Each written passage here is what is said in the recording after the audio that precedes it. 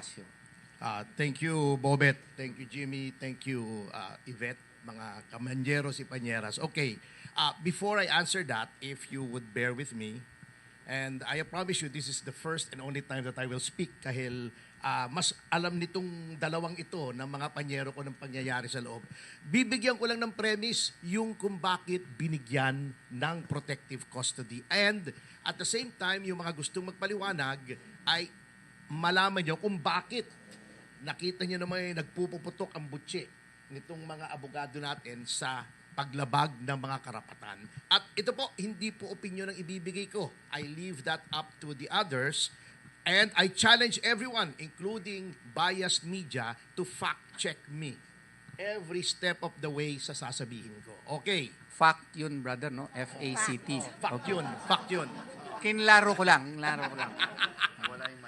I-fact check nyo ako ha kung hindi tama ang sinasabi ko. Para lang makita natin yung konteksto kung bakit sinasabi nila yung mga sinasabi nila. No?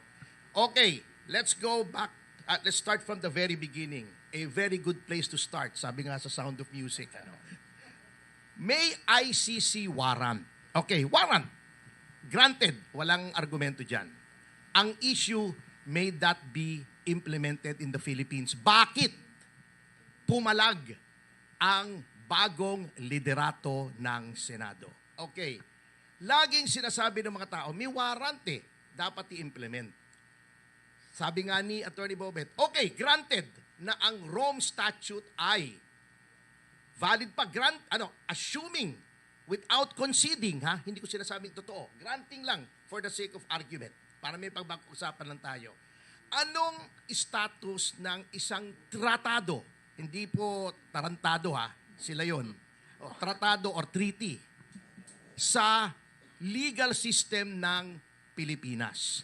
Nakalagay po sa ating saligang batas at sa civil code, mga treaties na ratipikado ng ating Senado form part of the law of the land. Tama po yan. Doctrine of incorporation, doctrine of transformation. Ngunit anong level ng isang treaty? Ang treaty po na ratified, although part of the law of the land, ang kapantay po niyan ay Act of Congress. Batas po yan. Statute. Hindi yan pwedeng manaig sa konstitusyon. Therefore, in implementing a treaty, probisyon ng konstitusyon natin ang masusunod. Anong sabi ng konstitusyon sa Article 3? Nabanggit na nila, banggitin ko lang ulit. Section 1, no person shall be deprived of life, liberty, or property without due process. Section 2, the right of the people to be secure in their persons, houses, papers, and effects shall be inviolable, and no search warrant or warrant of arrest shall be issued except upon probable cause to be personally determined by a judge upon examination of witnesses, etc., etc. Hindi po aksidente na ang Article 3, the Bill of Rights, ay inuna yung Section 1, due process, at yung security, inviolability ng security, walang search warrant. Because these are the first and second most important rights. Okay. Anong nakalagay po sa Section 2? Except upon probable cause issued by a court of competent jurisdiction. Anong court? Ditong court, siyempre. Sapagkat walang karapatan ang ating konstitusyon na mag-grant ng authority sa ibang court other than our courts because it is a domestic document, a municipal document. Yan po ang very clear. Okay.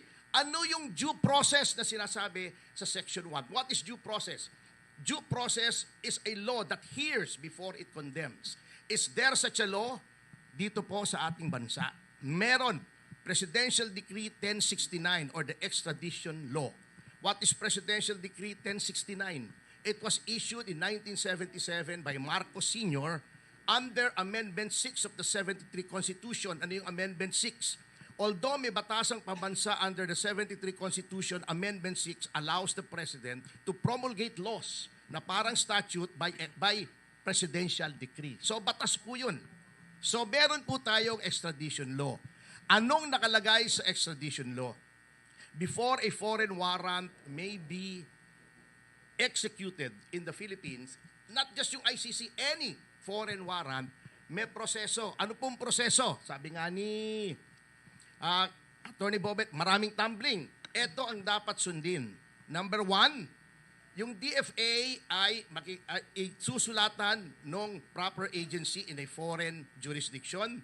Pakikita yung warrant, the DFA will determine if that warrant is covered by an extradition treaty or any other treaty, and the offense is extraditable. Pagkatapos nadalhin sa DOJ, the DOJ will direct the special counsel to file an extradition petition before the regional trial court where the DOJ is located, RTC Manila.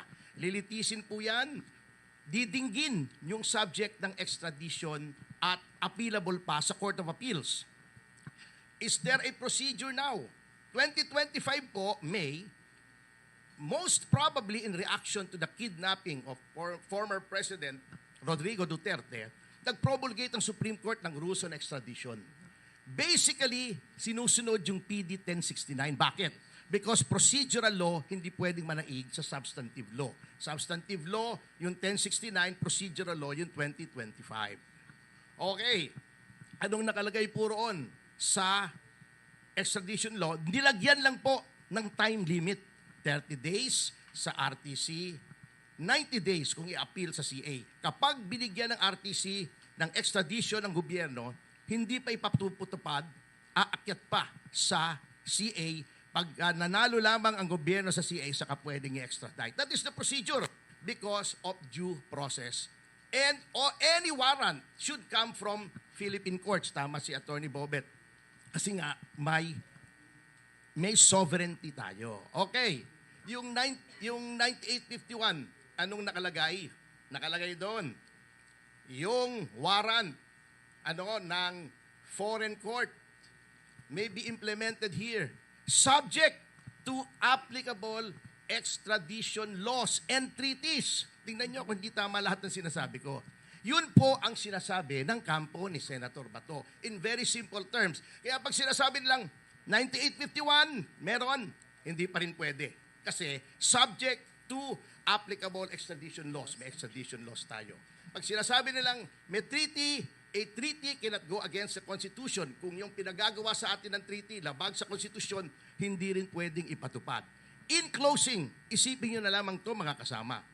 Kung yung foreign divorce nga, divorce lang yun, hindi pwedeng ipatupad dito sa Pilipinas hanggang hindi nagkakaroon ng judicial confirmation. Judicial recognition of foreign divorce. Hindi naman nakaka-deprive ng liberty yung divorce. Nakakabigay pa nga ng liberty, di ba? Hindi pwedeng ipatupad dito sa Pilipinas, divorce lang. Arrest warrant pa kaya. That is the basis of protective custody. Ang Senado bilang institusyon has the right to protect its members against illegal laws. Not because only that they are members of the Senate, hindi dahil mataas ang katungkulan nila, but more fundamentally, because they are citizens. At eto napaka-hypocrite talaga itong mga ito Noong panahon ni Enrile, nakipag-coordinate, I was personally there, I'll have you know. Nasa NBI po ako noon with Mayor Lim. Maayos yung naging aresto kay Enrile sa loob. Ang Senado, nandun pa sa yung National Museum ngayon. Noong panahon ni De Lima, nandun din ako. Kasi kami po yung nag-file ng kaso against De Lima. Humingi si De Lima ng 2 araw sa loob ng Senado to tie up loose ends. Ewan ko kung anong loose ends yung itatie up ni Laila nung panahon yun. Hindi ko alam I don't want to speculate. Pero pinagbigyan po, walang pumasok at nagpumilit na, may warrant kami. Local warrant pa yun Yung kay Enrile, local warrant. Yung kay De Lima, local warrant Noong 2018, si Trillanes, 3 linggo, nasa loob ng Senado. Ginawa na niyang Victoria Court yun. Nag-bed and board na siya roon. Kasi that was the time when President Duterte revoked the amnesty. Therefore, he was charged with rebellion. Local warrant na yun. Bailable pa, bailable. In fact, nag-bail si Trillanes after that. Pero, nataranta pa rin siya, nagtago pa rin siya sa Senado. Hindi rin nagpumilit. Sinasabi nila, berdugo si Duterte, ba't hindi siya nagpumilit na pumasok sa Senado para hilahin ulit si Trillanes sa Sinturera, katulad ng ginawa nung Oakwood Mutiny. So yun po ang basis ng protective custody. Hindi pwede na ang Senado as an institution na pabayaan ang miyembro nito ay maging subject sa mga illegal na mga gawain dahil ang magiging impression sa taong bayan, kung miyembro mo hindi mo maprotektahan, paano mo poprotektahan ang pangkaraniwang tao, di ba? Yun po ang basis ng protective custody. Meron pong kailangang i-preserve na prestige, integrity, and sanctity of the Senate as a co-equal branch of government against intrusions by an executive that is grossly abusing its powers. Salamat po.